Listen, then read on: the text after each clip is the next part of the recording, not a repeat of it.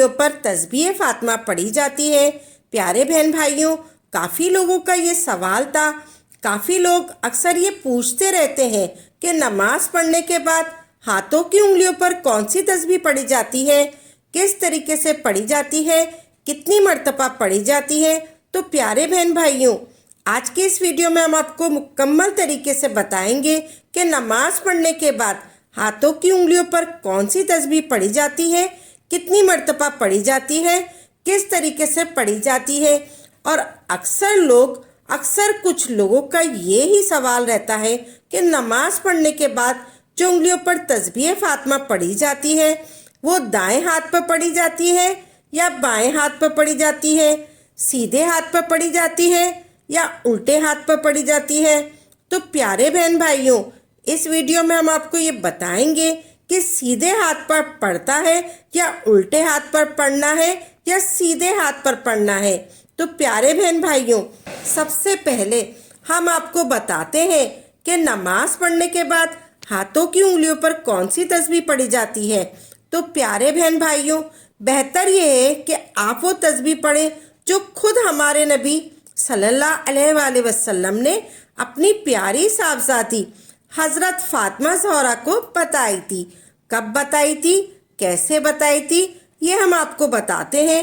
ہمارے نبی صلی اللہ علیہ وآلہ وسلم کی خدمت میں لوگ بہت بڑے بڑے تحفے پیش کیا کرتے تھے، نذرانہ پیش کیا کرتے تھے۔ ان کے پاس بہت بڑے بڑے تحفے پیش کیا کرتے تھے، نذرانے پیش کیا کرتے تھے۔ ہمارے نبی صلی اللہ علیہ وآلہ وسلم کے پاس ایک مرتبہ بہت سارے غلام تھے۔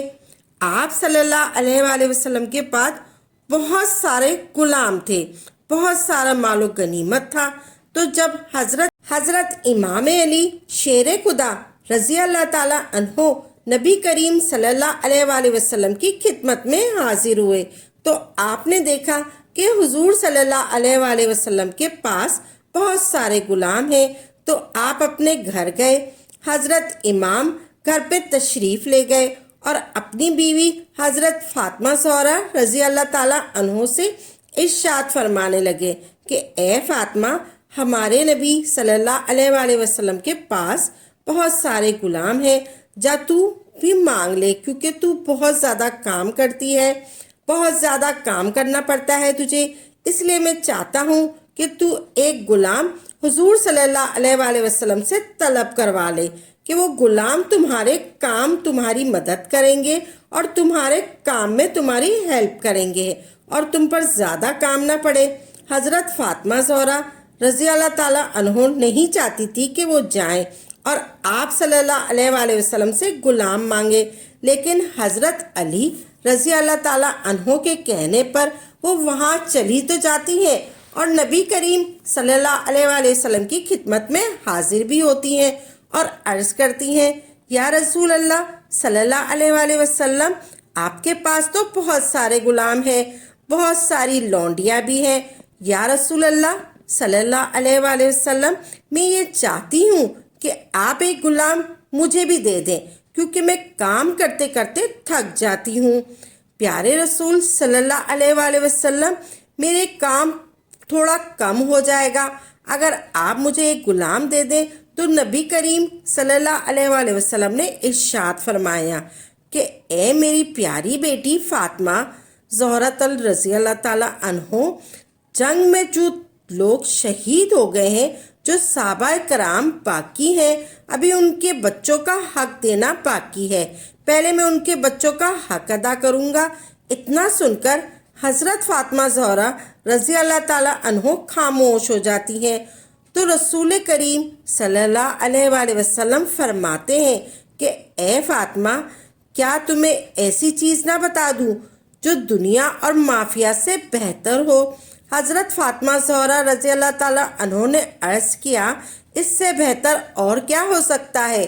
تو نبی کریم صلی اللہ علیہ وآلہ وسلم نے ارشاد فرمایا، اے میری پیاری بیٹی فاطمہ، جب تم نماز پڑھ لیا کرو تو نماز سے فارغ ہونے کے بعد اپنی انگلیوں پر گن کر 33 مرتبہ سبحان اللہ، 33 مرتبہ الحمدللہ، 34 مرتبہ اللہ اکبر पढ़ लिया करो।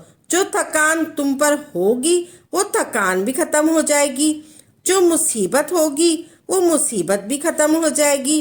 अल्लाह तबारक ताला इस तस्बीह की बरकत से तुम्हारी सारी मुश्किलें दूर अता फरमाएगा। तो प्यारी बहनों और भाइयों, इसको तस्बीह फातिमा कहते हैं।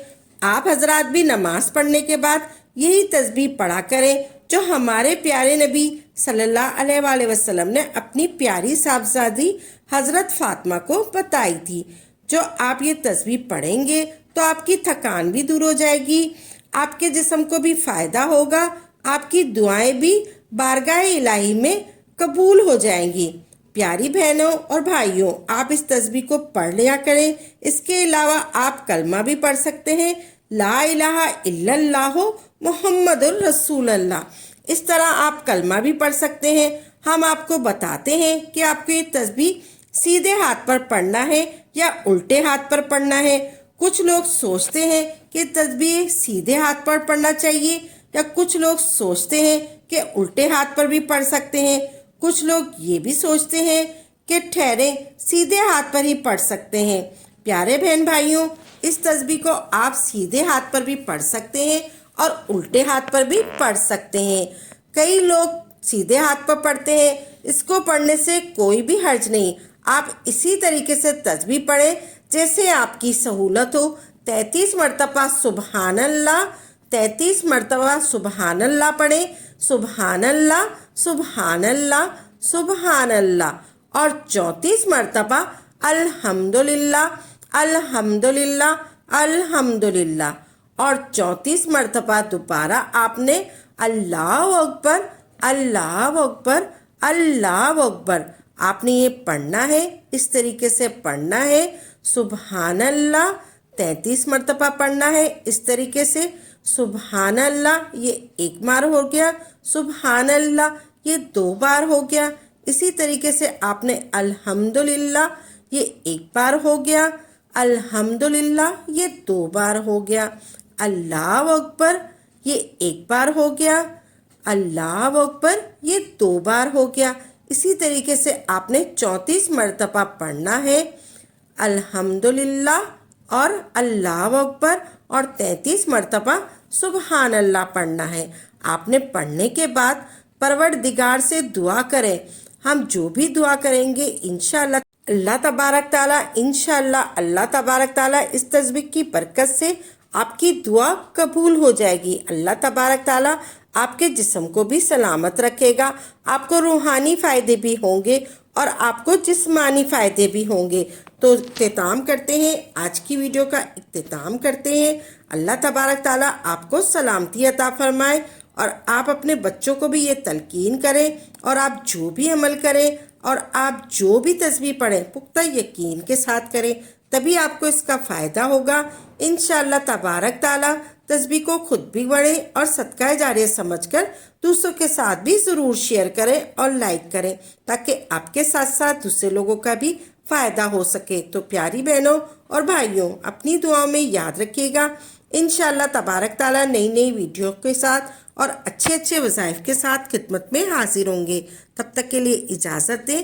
बाकिरो दावाना अल्हम्दुलिल्लाहि रब्बिल आलमीन।